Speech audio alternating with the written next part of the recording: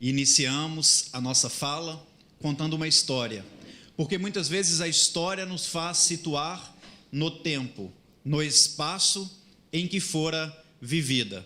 Sobretudo, muitas histórias, em especial, aquelas que fizeram parte do cristianismo primitivo, têm um dom de fazer com que as nossas mentes sejam esclarecidas, sobretudo, que os nossos corações sejam confortados. E a gente inicia relatando uma história descrita no capítulo 1 do livro Paulo e Estevão, quando o velho Josedebe, pai de Gesiel e Abigail, vivendo na cidade de Corinto, vá até o centro da cidade buscar alguns pães, alguns peixes, alguns frutos, a fim de sustentar os filhos. Mas naquele momento em que Josedebe sai da sua chácara para ir à cidade de Corinto, era um momento onde havia muitas perseguições, porque alguns anos antes havia chegado naquela cidade, considerada a joia da antiga Acaia, uma região da Grécia promissora, próxima ao mar, o que favorecia o comércio, uma região onde havia pessoas de várias etnias diferentes, como judeus. O próprio Josedebe e seus filhos tinham origem judaica, os próprios gregos daquela região, assim como os romanos, que chegaram alguns anos antes, devastando Corinto, principalmente devastando a vida dos judeus. Não foi diferente com a família de Josedebe, Gesiel e Abigail, que tiveram grande parte das suas terras roubadas pelos judeus. Sobretudo, Josedebe foi preso. A sua esposa, uma mulher de coração sensível, veio a desencarnar, tamanho aquele golpe que a vida presenteava aquela família.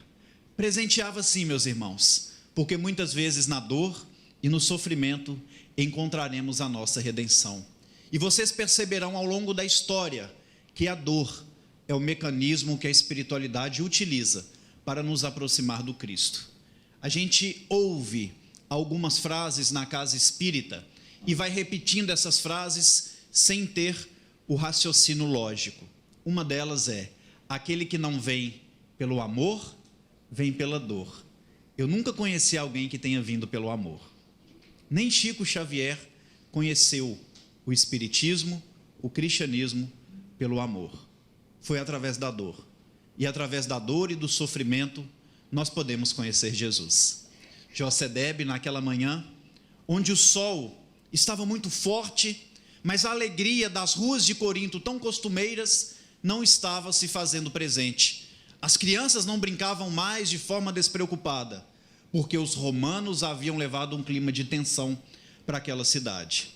Josedebe, indo ao centro de Corinto, se depara com um grupo de soldados romanos, e ali ele fica numa grande dúvida, cumprimentar ou não os seguidores de César, porque ele, judeu, sofria perseguição.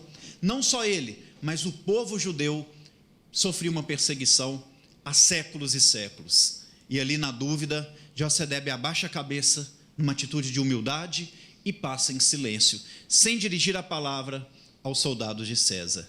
No que ouve de um daqueles soldados: como ousa você, um judeu imundo, passar ao lado dos soldados de César e não nos reverenciar?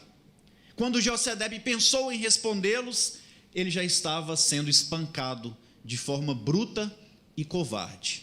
Um velhinho, com sua barba branca e grande, conforme os costumes judaicos, estava ali, apanhando na mão daqueles jovens soldados de Roma. E à medida que ele apanhava, ele refletia sobre tudo aquilo que havia aprendido com Moisés. Por exemplo, não matarás. E ali ele permanecia numa atitude pacífica, mas ao mesmo tempo recordava-se da interpretação dos profetas, que diziam: olho por olho, dente por dente. Mas via o seu condicionamento físico e percebia que qualquer reação seria um mecanismo para que ele apanhasse ainda mais. E então ele teve paciência de apanhar. Pegou seu cesto, ainda um tanto quanto conturbado, foi ao centro da cidade de Corinto e ali teve uma outra surpresa. Desce de uma viatura romana um novo soldado, e ali desenrola um pergaminho e lê um édipo, um aviso. Naquele aviso dizia que todos aqueles que viviam em Corinto e se sentiam injustiçados com a chegada de Roma naquele local alguns anos antes, no dia seguinte teriam a oportunidade de conversar com o chefe dos romanos, chamado Licínio Minúcio.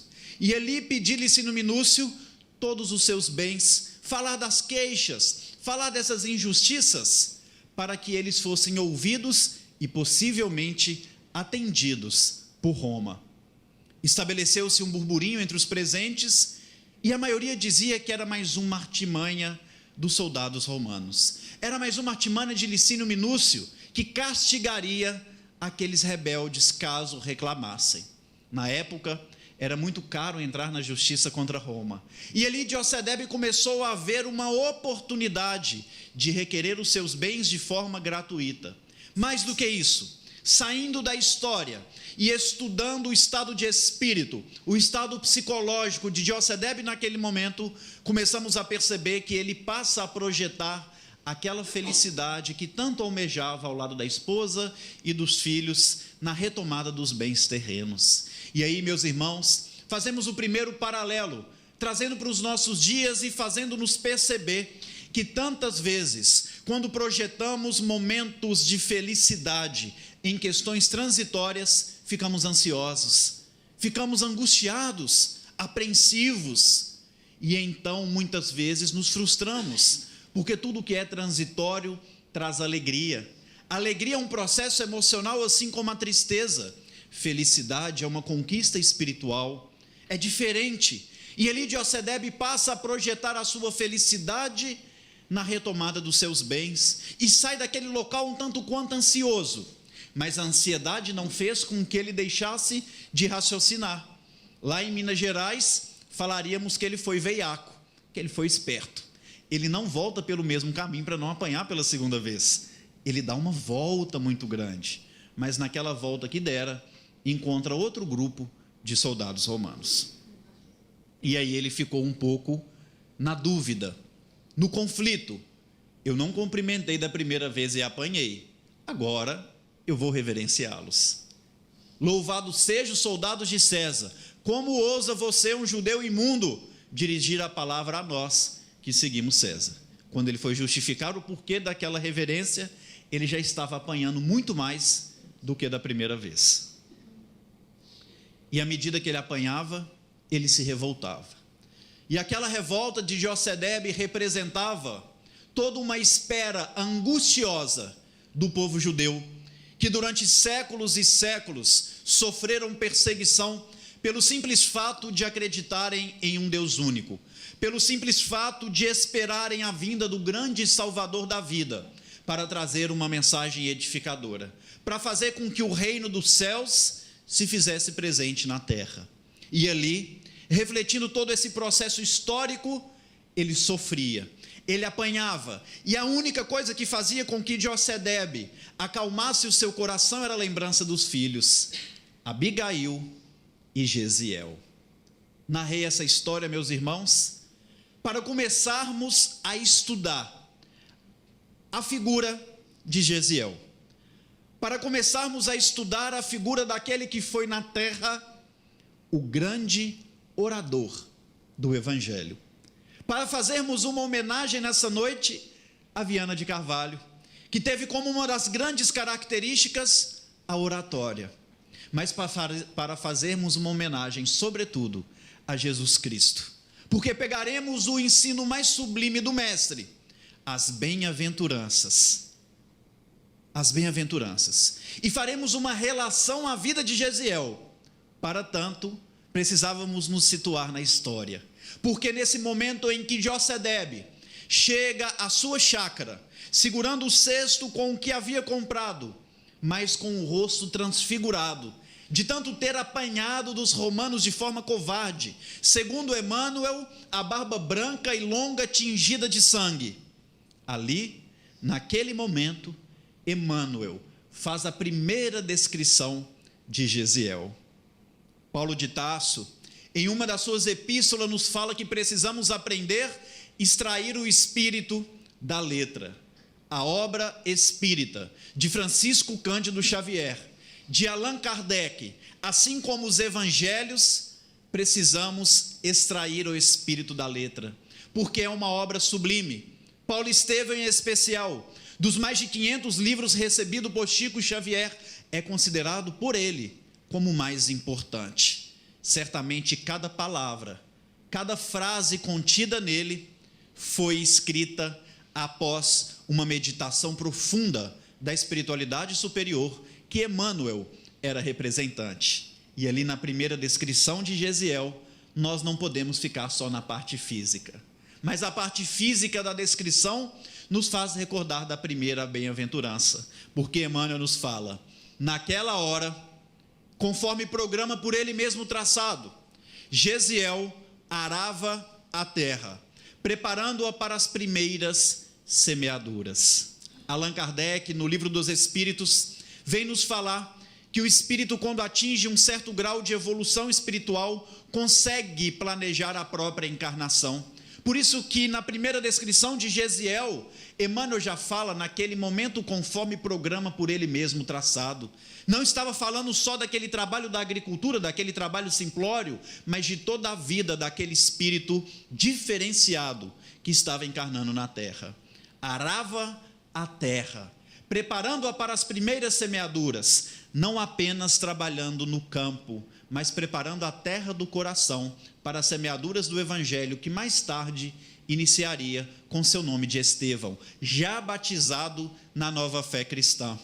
Mas essa atitude de homem simplório, trabalhando no campo, nos faz lembrar, por exemplo, do anúncio do nascimento de Jesus, que muitos esperavam ocorrer através dos poderosos da terra.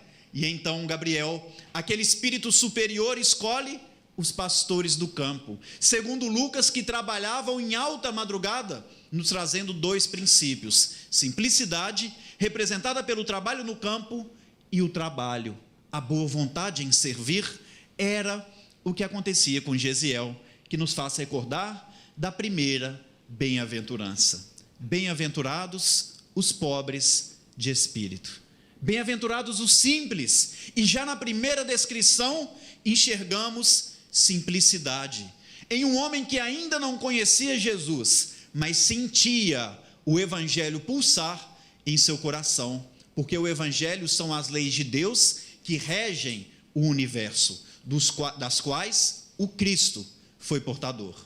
Abigail acolhe o pai naquele momento de dor, de sofrimento, angustiada, vendo a figura paterna daquela forma. Creio que todos nós também ficaríamos assustados, talvez ligados ao instinto, queríamos revidar, perguntaríamos ao pai o que aconteceu, iríamos tirar satisfação, chamaríamos as autoridades. E então, naquele momento, Gesiel entra no lar e depara com o pai transfigurado e com muito sangue. E Emmanuel nos narra que a primeira atitude de Gesiel foi apenas abraçar o seu pai. Bem-aventurados os que choram, porque serão consolados. A segunda bem-aventurança. A primeira descrição caracteriza a primeira atitude caracteriza a segunda bem-aventurança, que tantas vezes entendemos ela mal. Bem-aventurados os que choram, porque serão consolados. É bom demais ouvir isso. Inclusive, quando estamos aqui na frente, nós temos consciência que todos vocês estão me observando, da mesma forma que eu consigo observar a reação de todos vocês. E quando às vezes a gente está aqui na frente falando, olha, que a terra é um mundo que tem provações, que encontraremos dificuldade, é normal a gente ver muita gente assim, ó, porque a gente gosta de reter para nós a dor, a dificuldade, o sofrimento. Bem-aventurados que choram, porque serão consolados. A gente pensa, graças a Deus, alguém vai me consolar, mas é o contrário. É um convite para que nós sejamos instrumentos da providência divina na vida dos que choram. Somos cristãos, meus irmãos. Quem de nós, de um ano para cá, fez a visita, não para um conhecido, um parente, um amigo, numa cadeia pública? Quem de nós fez a visita num hospital, para muitas vezes fazer oração àquele que está prestes a desencarnar e não tem um amigo, um ente querido para segurar em sua mão e ajudar numa prece, doar energias materiais para que a espiritualidade trabalhe naquele desligamento? Poucas vezes, ou nenhuma das vezes, fizemos isso. E estes são os infortúnios ocultos que, segundo o Evangelho, também precisam ser nossos filhos, não apenas filhos do Calvário, porque Jesus não está mais na terra e precisa de mãos humanas para que essas lágrimas sejam enxugadas. Gesiel poderia se colocar no lugar de vítima, mas ele apenas confortou o pai com um abraço. Ouviu a queixa do pai, ouviu toda a angústia, toda a amargura, todas as reclamações paternas, e apenas pronuncia ao seu pai 3 palavrinhas: coragem, meu pai. Na primeira descrição de Emmanuel, simplicidade. Na primeira atitude, enxugava lágrimas. Nas primeiras palavras, mostrava um homem pacífico, um homem manso. A terceira bem-aventurança: bem-aventurados os mansos, porque herdarão a terra que o Senhor Deus vos dará. Ele era manso, ele não agiu pelo instinto, ele teve tranquilidade e dizia ainda ao seu pai, que naquele momento falava aos filhos: amanhã eu vou requerer os nossos bens, porque nos é de direito. Amanhã recorrerei a Licínio Minúcio, porque nós temos o direito de ter nossas terras. É um absurdo essa perseguição. E ali Gesiel, na sua mansuetude, dizia: meu pai, tu tens meus braços fortes, tem o afeto de Abigail, nunca nos faltou o necessário, e não será agora que faltará. E então ele insistiu que iria reclamar, porque ele argumentava que estava acontecendo uma grande injustiça. Ele queria que a justiça se fizesse presente em sua vida. E então Gesiel, um filho obediente, percebeu que não adiantava argumentar contra a vontade do pai e convidou o pai a abrir os escritos sagrados, o Velho Testamento, porque segundo os costumes judeus, quando eles tinham dúvida, quando eles passavam por momentos de angústia, de tristeza, eles abriam ao acaso o Velho Testamento e ali encontravam a resposta. É o que a gente costuma fazer na reunião espírita, no culto do Evangelho no lar. Abrir uma mensagem de forma aleatória. A diferença é que a mensagem nunca é para a gente. Eles pelo menos percebiam que era a resposta. A mensagem é sempre para o outro. Assim como nós percebemos a reação do público, por exemplo, fazendo uma palestra sobre casamento, vida a dois, é comum um casal começar a cutucar o outro e falar assim: olha lá, ó, é para você que está falando, né? É comum ao final de uma palestra chegar pessoas e falar assim: nossa, Rafael, a palestra foi boa, mas quem devia estar aqui era meu filho para escutar, quem devia estar aqui é meu esposo. Nunca somos nós. Às vezes abrimos a mensagem no culto do lar: honrai vosso pai e vossa mãe. Já começa a ter uma guerra de ideias ali, porque um começa a falar: está vendo essa mensagem para você, você está precisando ouvir. E às vezes a pessoa faz isso sozinha, abre a mensagem hoje, aí ela já fica cismada, né? Porque ela está sozinha. Aí na outra semana ela abre e cai a mesma mensagem, ela já pensa: o evangelho está viciado, porque está abrindo a mesma página. Cai na terceira semana a mesma mensagem, chega na casa espírita e fala assim: ó, eu estou precisando que vocês rezem lá em casa, porque tem algum obsessor lá que está precisando ouvir aquela mensagem, porque é 3 semanas que cai ela seguida. Nunca é para a gente. Às vezes terceirizamos a responsabilidade até para os espíritos. E ali José abre o Evangelho, não o Evangelho, o Novo Testamento, mas o livro sagrado que eles tinham, que era o Velho Testamento, cai no capítulo 2 dos Provérbios de Salomão, nos itens 8, 9 e 10, que fala o seguinte: filho meu, não rejeites o corretivo do Senhor. Deus repreende o filho que ama, da mesma maneira o pai, o filho que quer bem. Filho meu, não rejeites o corretivo do Senhor. Muitas vezes, meus irmãos, para a justiça divina ser efetiva em nossas vidas, ela acontece através de uma injustiça aos olhos do mundo. E ali ele clamava por justiça. Gesiel tentava explicar, não conseguiu, mas sugeriu que a justiça fosse sentida e entendida através dos escritos sagrados. Bem-aventurados os que têm fome e sede de justiça, porque serão saciados. E ali eles foram saciados. Inclusive Emmanuel comenta que ao ler aquela mensagem, José ficou branco como uma cera. E ao final da leitura falou com seu filho Gesiel: reconheço, Gesiel e Abigail, que os profetas me alertam e que essa mensagem é para mim. Mas mesmo assim, amanhã eu vou lá que eu quero minhas terras de volta. Não é? Então, foi teimoso. Infelizmente, pelo tempo, a gente não vai poder falar do diálogo dele com Licínio Minus, mas nós vamos resumir. Ele foi no dia seguinte e ali, sabe o que aconteceu? Licínio Minus falou com ele assim: olha, você está reclamando, eu fui tão bom para você, eu te deixei com um pedacinho de terra para você não morrer de fome, te deixei com um lar, você vem aqui reclamar? Por castigo, você vai ter agora 3 dias para desocupar a sua casa, que agora tudo é de Roma. Filho meu, não rejeites o corretivo do Senhor. Deus repreende o filho que ama, assim como o pai repreende o filho que quer bem. Às vezes, o que é uma dor muito grande é o meio da nossa salvação, é o necessário que precisamos para viver. Josedebe projetou a felicidade com um processo de ansiedade na retomada dos bens, e ali teve uma frustração. Emmanuel vai narrar de forma muito profunda que ele sai daquele julgamento na praça de Corinto, flutuando, sem conseguir nem ter noção que ele estava pisando no chão, sem conseguir ver as pessoas que estavam ao seu redor. Então olha o que a frustração de um processo de ansiedade faz com o ser humano. Certamente abaixou o padrão vibratório, e aí entra influências espirituais, e a culpa não é dos espíritos, é de quem deu brecha. E o que está pior pode piorar ainda mais. Sabe o que ele fez? Ele vai na fazenda do Licínio Minus, que fazia divisa com suas terras, e coloca fogo na propriedade do romano. E até esse gesto de colocar fogo tem relação com suas tradições judaicas, porque o judeu, ele acreditava que o fogo representava a justiça. O fogo representava a justiça, e ele estava, na visão dele, sendo injustiçado. Coloca fogo, o fogo toma uma proporção que ninguém esperava. Ele corre para a casa dele, procurando Gesiel, porque Gesiel era a grande referência da vida, apesar de filho com mais ou menos 25 anos. E então Gesiel não estava, Gesiel não chegava. Gesiel chegou de madrugada, fadigado, sujo, com dificuldade até em caminhar. Sabe por quê? Ele estava apagando o fogo do vizinho. Ele arriscou a própria vida, não para apagar o fogo de um vizinho, mas para apagar o fogo das propriedades do maior inimigo da sua família, no que mais perseguiu a família, no que roubou a família, roubou as terras, no que colocou o pai na cadeia, no que foi responsável direto pela morte da sua mãe.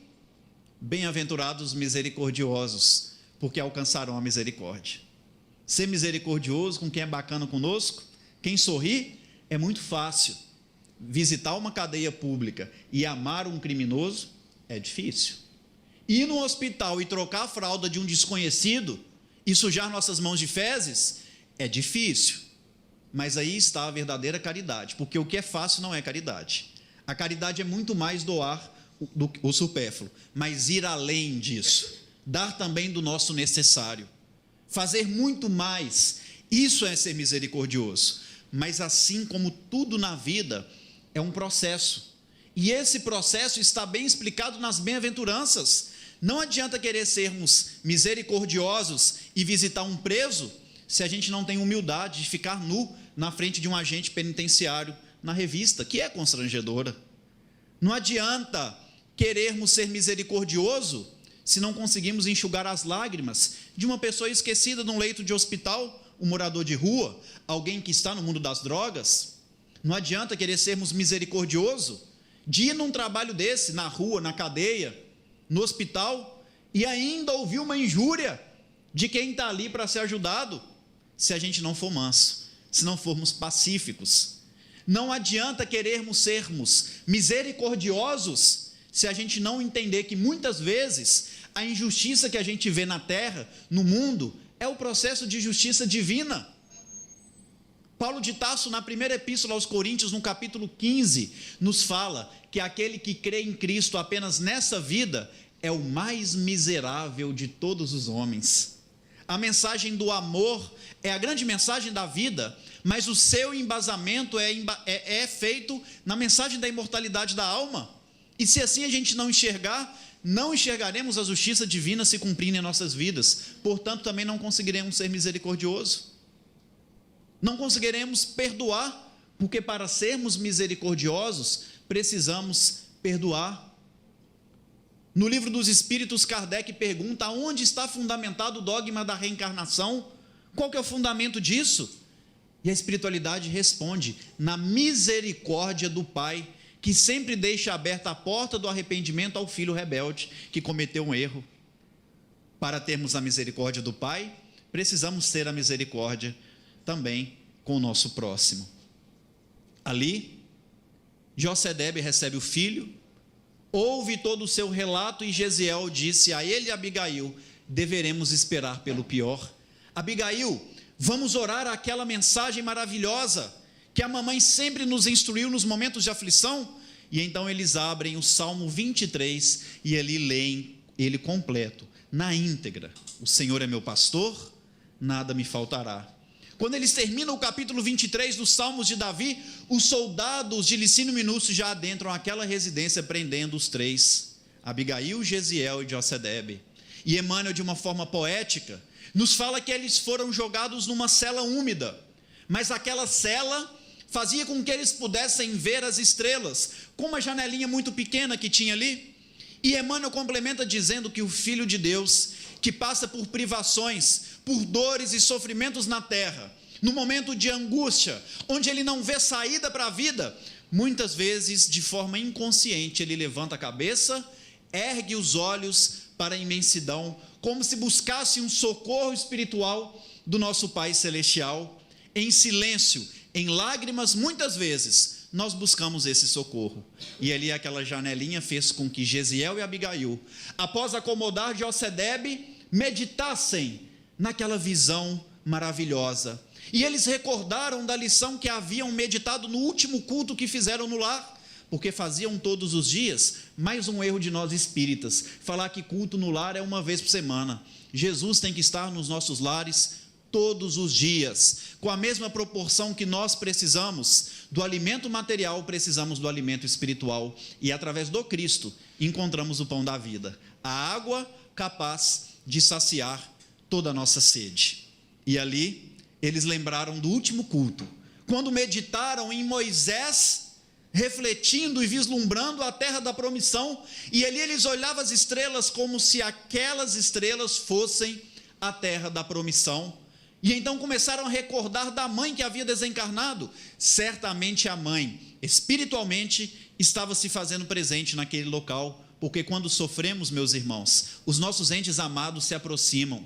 Muitas vezes a nossa ignorância, a nossa rebeldia não permite com que a gente perceba essa presença. Como Josedebe, mesmo com aquela mensagem, mesmo com as orientações dos filhos, não quis perceber o chamado divino para a sua vida, o alerta da espiritualidade. E ali Abigail fala: certamente, Jesiel, se a mamãe estivesse conosco, o papai não teria tido uma atitude dessa. Será que ela está decepcionada? Não, minha irmã, não pense por esse lado. A mamãe há de compreender. Lá naquela pátria luminosa e distante, ela espera por nós ao lado de Deus. E ali Jesiel, muito inspirado, permanece falando com a sua irmã Abigail: eu creio no Messias Redentor. Ele virá reestabelecer todas as coisas, dará paz aos tristes, levantará os oprimidos, tomará com amor todos aqueles que padecem de sofrimento da alma. Quem sabe, minha irmã, o Nazareno já não se encontra entre nós, porque Deus opera em silêncio e não concorre com as vaidades da criatura terrena. Ele virá, Abigail, ensinando as veredas da justiça, do amor, do perdão e da caridade. Em um parágrafo, Jesiel, que não conhecia Jesus, resumiu o que o Cristo pregou durante a sua vida. Bem-aventurados os que têm puro o coração, porque verão a Deus. Só um homem com um coração tão puro pudera sentir a presença de Jesus sem ter tido contato nenhum com o mestre Nazareno. No dia seguinte, ele assume a culpa naquele julgamento, dizendo a Licínio Minúcio que havia sido ele que colocou fogo na propriedade. Licínio Minúcio fala: pois bem, você pagará pelo castigo do crime que confessa de forma espontânea, e seu pai pelo crime que foi visto cometer. Os dois no tronco, 39 chibatadas. E uma daquelas chibatadas pega no pescoço de Josedebe. O sangue começa a ir longe, e Gesiel fala com sua irmã, que assistia tudo aflita: minha irmã, faça a oração dos aflitos que a mamãe também nos ensinou, porque papai está aspirando, papai está desencarnando. E ali ela começa a não fazer a oração, mas cantar aquela prece aos aflitos. Emmanuel descreve que os romanos ali presentes, homens do coração endurecido e que vibravam com aquele castigo, começaram a ficar com o coração amolecido. Mudou o ambiente espiritual. Certamente Gesiel foi intuído a fazer aquele pedido a Abigail para que a espiritualidade tivesse campo e trabalhasse no desligamento de José-Debe, que morreu na frente dos filhos. Abigail foi colocada para fora daquele recinto, ficou sem rumo. Mais tarde foi adotada por um casal generoso, que foi morar com ela próximo à cidade de Jope, numa chácara. Gesiel passou a ser um escravo das chamadas galeras romanas, embarcações das quais, segundo as tradições, aqueles escravos que adentravam nelas não viviam mais que 4 meses, com água na altura do tórax, remando quase 24 horas por dia, a troco de pão e água. Mas um fato interessante, Emmanuel narra, que todos aqueles escravos que ali adentravam eram rebeldes, tentavam agredir os romanos, não aceitavam o trabalho. Muitos eram jogados ao mar antes mesmo de completar os 4 meses, que era a vida útil daqueles seres humanos, tratados como animais. No entanto, naquela embarcação havia algo diferente. Gesiel, que sempre que percebia que algum dos escravos, seus irmãos de trabalho, faziam característica de se revoltarem, ele tinha uma boa palavra, dizia a eles: vamos abraçar o remo com amor, desde que Deus nos confiou esse trabalho, vamos considerá-los como um meio de nossa salvação. E ali ele passou a ter admiração até dos romanos, porque os romanos perceberam que aquele escravo pacificava o ambiente. Bem-aventurados os pacificadores. Ele já era um homem pacificador. Em determinado ponto, quase 4 meses naquela embarcação, adentra ela um romano ilustre chamado Sérgio Paulo, que vinha da região de Cesareia. Poucos dias naquela embarcação, e eles puderam perceber que aquele romano havia contraído uma enfermidade que estava matando milhares de pessoas, semelhante à lepra, que contaminava. E então fizeram uma reunião, querendo jogar ele ao mar, para que ele não contaminasse os outros romanos ali presentes. E ali eles falavam: olha, a gente não pode jogar ele no mar, porque senão a gente vai ter que acertar a conta com César, ele é prestigiado. Então o que a gente vai fazer? Vamos colocar ele no porão e põe um escravo para cuidar dele. Só que aí precisava de um escravo educado, Gesiel. Por ter sido bom, ganhou o prêmio de cuidar de um homem que estava com uma doença terminal e contagiosa. Qualquer um se revoltaria. Filho meu, não rejeites o corretivo do Senhor. Deus repreende o filho que ama. No sofrimento, temos a nossa redenção. E é por isso que essa casa nos acolhe com tanto carinho, com tanto amor. Porque nós somos movidos pelas lágrimas. Nós somos irmãos na dificuldade, mas com Jesus a gente consegue reencontrar o caminho e a saída que a gente tanto busca. Durante 20 dias, Gesiel orou praticamente o dia inteiro, fazendo a imposição das mãos, das quais conhecemos como passe magnético, fazendo alguns chás que havia aprendido com a mãe. E ali, depois de 20 dias, Sérgio Paulo estava curado, para a surpresa de todos. Mas para a surpresa também de muitos, Gesiel havia contraído aquela enfermidade. Mas agora é um escravo, e ele poderia ser jogado ao mar. Sérgio Paulo, porém, interveio em seu favor. Por esse escravo, devo a minha própria vida. Vamos dar liberdade a ele. Emmanuel vem nos falar que o bem que a gente faz em qualquer momento de nossas vidas será nosso advogado em toda parte. A espiritualidade pega um enfermo com uma doença contagiosa para que fosse oferecido a liberdade a Gesiel. Se ele tivesse revoltado contra aquela atitude, certamente não teria comovido o coração de Sérgio Paulo. Mal deram os primeiros passos, depois de ter recebido uma bolsa cheia de moedas, algumas túnicas, alguns pães, para suprir as primeiras necessidades ofertadas pelo generoso romano Sérgio Paulo, ele cai na praia da cidade de Jope, que distanciava mais ou menos 60 quilômetros de Jerusalém. a mesma cidade onde Abigail havia sido acolhida. Olha o quanto que Deus é bom. Olha como Deus prepara os caminhos para a gente. E ele caiu ali delirando de febre. Só que em alta madrugada um criminoso passava naquela região e viu um cara deitado com uma bolsa. E falou, eu vou lá acertar a boa, não é? E quando ele chega com um objeto cortante para roubar de Gesiel, Gesiel que estava dormindo assusta, faz um movimento involuntário, o criminoso acha que Gesiel estava reagindo, pega aquele objeto cortante e vai para tirar a vida de Gesiel. E Gesiel fala com ele, por quem sois, não me mate, eu preciso muito viver, porque eu sonho um dia reencontrar minha irmã. Ele queria viver para reencontrar a irmã.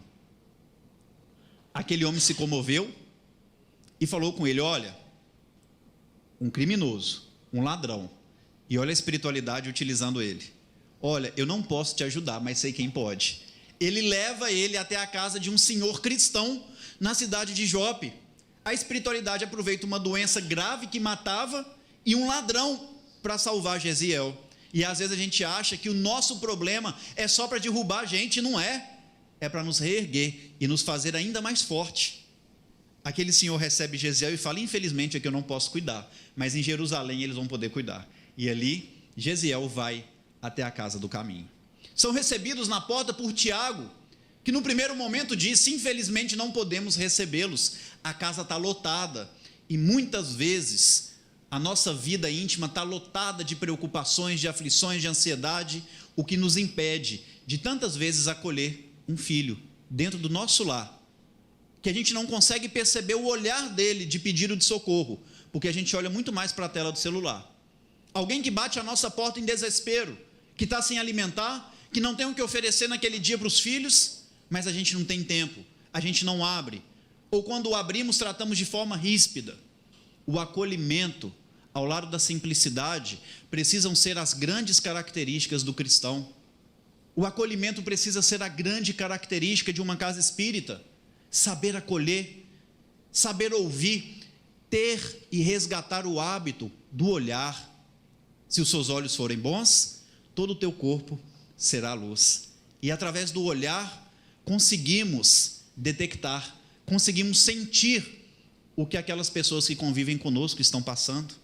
E ali Tiago não quis acolher, por vigilância, representando muitas vezes o que fazemos. E quando aquele carroceiro volta muito triste, desapontado, porque sabia que Gesiel morreria, chega a figura inovidável de Simão Pedro. Perguntaram inclusive a Chico Xavier, qual o personagem mais importante da obra Paulo Estevão? Paulo ou Estevão? Chico Xavier respondeu, Simão Pedro. Depois da crucificação, foi o personagem mais importante da história do cristianismo. E quando Pedro chega, percebendo o que estava acontecendo, ele disse, num tom amoroso e firme, o Cristo a quem sirvo, nos recomendou que acolhêssemos todos os filhos que se encontram no sofrimento, e ele vai entrar. E ali eles acolhem Gesiel, que também durante 20 dias fica entre a vida e a morte, e no delírio da febre, passa a recitar versos do Velho Testamento, em especial do profeta Isaías. E ali Pedro, impressionado com o conhecimento daquele jovem, percebe que depois dos 20 dias ele havia se reestabelecido. Improvisa um banco rústico, debaixo de tamareiras frondosas, do lado de fora da casa do caminho, e ali pergunta a Gesiel, de que tribo você se pertence? Percebo que você vem de origem judaica.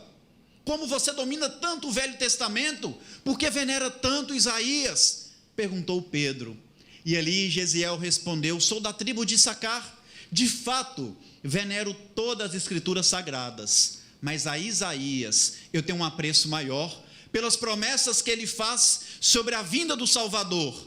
Naquele momento Pedro sorriu e disse a Gesiel, não sabe, Gesiel, o Salvador já veio. O profeta Nazareno nos trouxe a mensagem de Deus para todos os séculos. Gesiel deu um salto daquele banco e disse, que me dizes? Pedro entrega a Gesiel o Evangelho de Mateus. Emmanuel vem nos narrar que Estevão não leu, devorou o Evangelho. Nós precisamos devorar o Evangelho. Na última reunião de Jesus com os seus discípulos, após a chamada Santa Ceia, Jesus disse a eles e a todos nós: se me amais, guardai os meus mandamentos. E eu rogarei ao meu Pai, e ele vos enviará um outro Consolador, a fim de que fique eternamente em vós e convosco, o Espírito da verdade que o mundo ainda não conhece, mas vós o conheceis. O Espiritismo veio, meus irmãos, para trazer Jesus de novo no coração do povo. Porque, segundo Chico Xavier, não há na história da humanidade nenhum personagem que substitua o Cristo em nossas vidas. Precisamos ir ao encontro do Mestre. Precisamos meditar nesse livro sagrado da vida que Gesiel devorou. Mas aconteceu um fato interessante naquele momento, porque Gesiel, lendo o Evangelho na presença de Pedro, quando chega no capítulo 5 de Mateus, ajoelha-se e chora compulsivamente, porque ali no capítulo 5, Mateus nos narra que Jesus, através do olhar, observou aquela multidão que o seguia, certamente leu a alma da humanidade, e ali se elevou num alto monte, conhecido como Monte das Oliveiras, mas, sobretudo, se elevou em espírito, fazendo a conexão maior com o Pai, e ali pronuncia, através do seu verbo, o verbo divino das bem-aventuranças. Bem-aventurados os pobres de espírito, os que choram, os que são mansos, os que têm fome e sede de justiça, os que têm puro coração, os misericordiosos, os pacificadores. Naquele momento, de joelhos, Gesiel chorou compulsivamente, porque havia percebido que todas as suas posturas, diante das provações da vida, estavam descritas naquele código sagrado. Reconheceu Jesus como Salvador, e ali disse a Pedro: revelaste-me a luz do mundo. Presinto ter encontrado aqui as chaves que irão desvendar todos os enigmas da raça humana. Preciso meditar nessa preciosidade com mais calma. O Espiritismo vem nos revelar novamente a luz do mundo, através, em especial, da obra de Kardec e de Chico Xavier, que traz de fato Jesus aos nossos corações. A alma humana necessita do Cristo acima de tudo. Em pouco tempo, Gesiel, que passa a ser conhecido como Estevão, o grande orador, passou a ser grande referência na Casa do Caminho e coordenar as pregações centrais diariamente, onde à noite aqueles enfermos encontravam alívio também para a sua alma, porque ali falavam de Jesus. Uma dessas pregações, ele abre o pergaminho ao acaso, não mais o Velho Testamento, desta feita, o Evangelho de Mateus, no capítulo 10, nos itens 4, 5 e 6, mas pregai antes as ovelhas perdidas da casa de Israel, e anunciais a elas que é chegado o reino dos céus. Naquele dia, ao lado dos leprosos, das prostitutas, dos criminosos, dos viciados, dos velhinhos trêmulos que seguravam em seus cajados, das crianças que não tinham pai e mãe e que estavam na casa do caminho, encontrava-se Saulo de Tarso. E naquele momento, certamente, a espiritualidade preparou o primeiro convite para que Paulo seguisse Jesus. Ninguém vem para ser criminoso, ninguém vem para errar. O nosso planejamento reencarnatório é assertivo. Nós, que através do livre-arbítrio e das escolhas, percorremos caminhos mais difíceis, mais árduos, pela nossa ignorância. E ali, trazendo aquela mensagem das ovelhas perdidas, Estevão, uma grande inteligência, iluminado pelas luzes do Evangelho, tentava iluminar outra grande inteligência chamada Saulo, fazendo um paralelo de todo o Velho Testamento, de profecias que existiam sobre a vinda do Senhor, como por exemplo, Isaías, no capítulo 53 do seu livro, dizia a respeito do Mestre, 7 séculos antes do nascimento de Jesus: homem de dores, não terá beleza nem formosura, humilhado, desprezado por todos, experimentado nos trabalhos, será levado como uma ovelha em meio a lobos, padecerá entre 2 criminosos, mas enxugará para sempre as lágrimas que existem na terra, porque trará para a humanidade a mensagem da imortalidade. Isaías 53. E ali Gesiel trazia certamente esses ensinos do Velho Testamento se cumprindo em Jesus, no momento em que Saulo se levanta e disse: como ousa você, em Jerusalém, na casa de Israel, onde se decide todos os destinos da raça humana, dizer que o Filho de Deus que esperamos é um carpinteiro vulgar? Sem trair a bondade que vinha em seu coração, Estevão respondeu a Saulo: Saulo, meu irmão, ainda bem que o Messias foi carpinteiro, porque dessa forma nunca faltará um abrigo seguro aos nossos corações. Porque Jesus, meus irmãos, é o abrigo da paz e da esperança para as nossas aflições. Saulo quis continuar a discussão. Estevão disse a ele: o Cristo a quem sirvo nos recomendou que evitássemos os fermentos da discórdia infrutífera.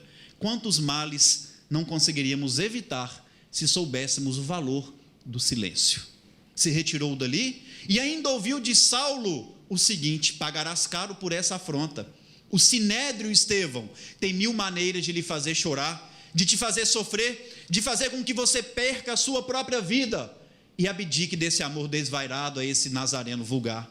E então Estevão respondeu: o sinédrio, Saulo, tem 1000 maneiras de me fazer chorar e sofrer. Pode fazer com que eu morra, como mataram o próprio Cristo injustamente, mas desconheço meios que fará com que eu tire o meu amor a Jesus Cristo, o amor que nutro pelo Mestre e que mora em meu coração. E a vida também é assim, meus irmãos. Ela vai nos trazer padecimentos e desafios. Nenhum deles, porém, será maior, nem a morte será capaz de fazer com que a gente não ame Jesus. Saulo cumpriu a promessa e, num cenário festivo, apedreja e mata Estevão. E naquele momento em que Estevão era desligado do corpo físico, segundo as descrições que Simão Pedro havia feito para ele, ele percebe que Jesus andava ao seu encontro. Mas Jesus olhava chorando a figura de Saulo, e ele, percebendo a tristeza de Jesus, comandante de sua morte, de seu assassinato, ele apenas disse: Senhor, não lhe imputes esse pecado. Perdoou o próprio verdugo. E no momento em que ele perdoa, ele ouve no mundo espiritual um coral que cantava e o recebia com a canção das bem-aventuranças, nos fazendo lembrar da última: bem-aventurados sois vós, quando sofreres perseguição por amor ao meu nome, porque é de ti o reino dos céus.